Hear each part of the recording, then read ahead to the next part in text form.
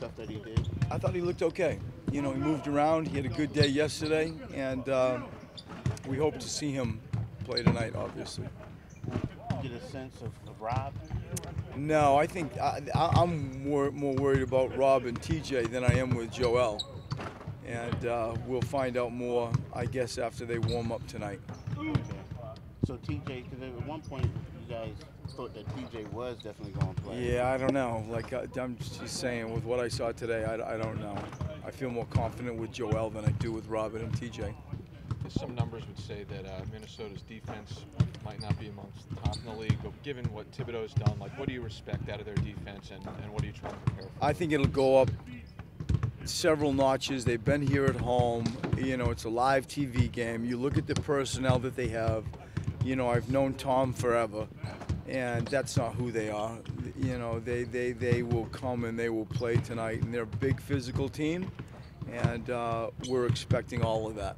What have their vets done for them, Coach? I mean, just from afar, I'd only be guessing. I just feel like there's a level of familiarity with that Taj and Jimmy Butler have with Tom. I mean, that's priceless. Inheriting corporate knowledge and like just having it transfer, you know, from one program to another is priceless. And there's a toughness in those two players. There really is a toughness in those two players that also is priceless. And so you got, you know, the corporate knowledge, the familiarity with Tom, the toughness that, you know, you can surround Andrew and Karl Anthony Towns with. There's no value there's no value or price tag you could put on that. That is priceless. They're pretty big, and you guys are pretty big. I mean, how do you see the size playing out? I guess especially on the wing if Rob weren't able to go. I mean, it's so fluid. It's all on the table. We have, you know, 5 of our big men have lately been amongst our better playing players. And so we all understand it's tough to play 5 big men. You know, you look at Dario at a 3 a little bit, you know, but that's contingent upon Robert. Is he available? And if TJ's out, you know, who's going to be the backup? Well, it will be Bayless, but how much minutes does he have coming into the 3 and the 2 spot? And so it's all fluid. It's very much still frustrating because you don't know what to plan for throughout the day. You've got to have plan A's, B's, and C's based on who's available, and that's what we'll do. You know, I feel like that sort of lately has been our world, trying to navigate on the night who's going to be playing. Coach, this has kind of grown into a more common national TV matchup. It's pretty rare to have East-West rivalry matchups, but do you think this could butt into something like that? I don't know. I know that our experience up here last year wasn't very pleasant. You know, we trying to go big ball and we were just pushing it all together. I don't know. I mean, I think that, you know, Minnesota loves their basketball. Perhaps it could. Perhaps it could.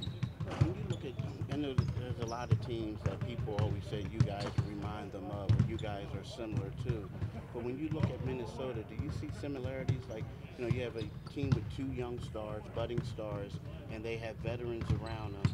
You know what I mean? And then yeah. Do you see similarities between the two? I can see why you would. You know, to your point about Andrew and Karl, and then, you know, like Taj and Jimmy, and even T. Like they really have more. Like you start looking at their depth, and I know that Tom's pretty frugal with his rotations, but they have other people other than the 2 that we keep talking about with veterans. You know, and quite fairly, you could make the analogy, well, that's JJ and Amir, or, you know, even Trevor. But trying to have veterans around your young players is a fair comparison. In particular, have you noticed them using Butler? Is it a lot different than what he did with him in Chicago? Not really.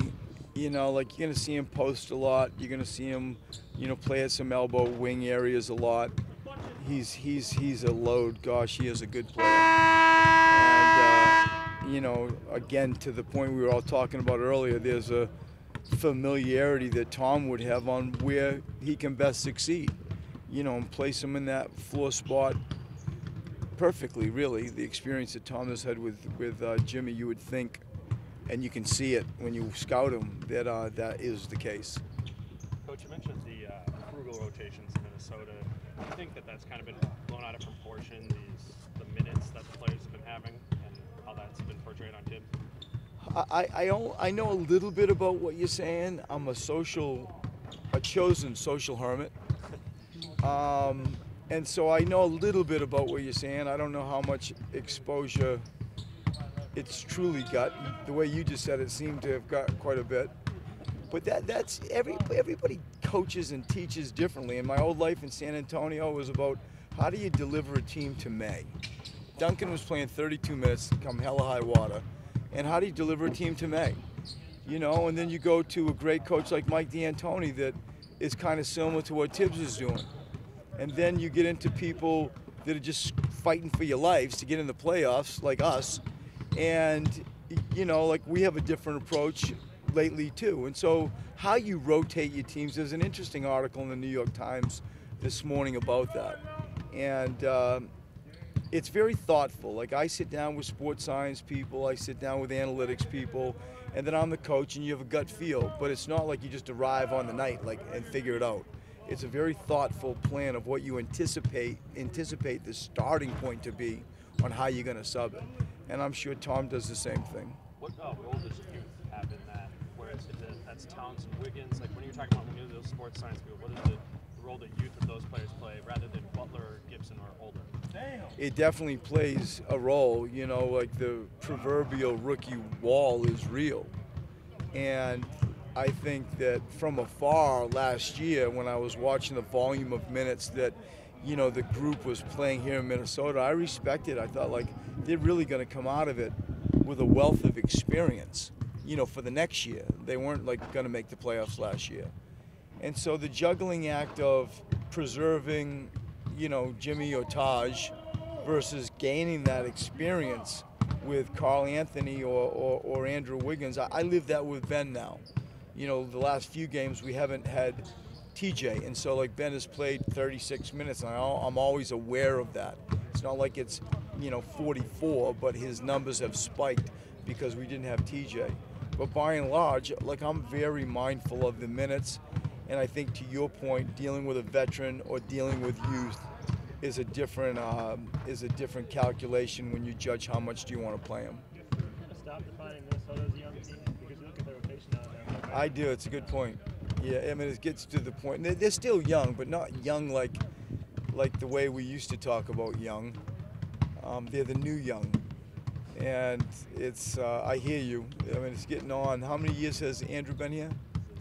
Yeah, you know. And Carl Anthony, how many? 3. Yeah, almost.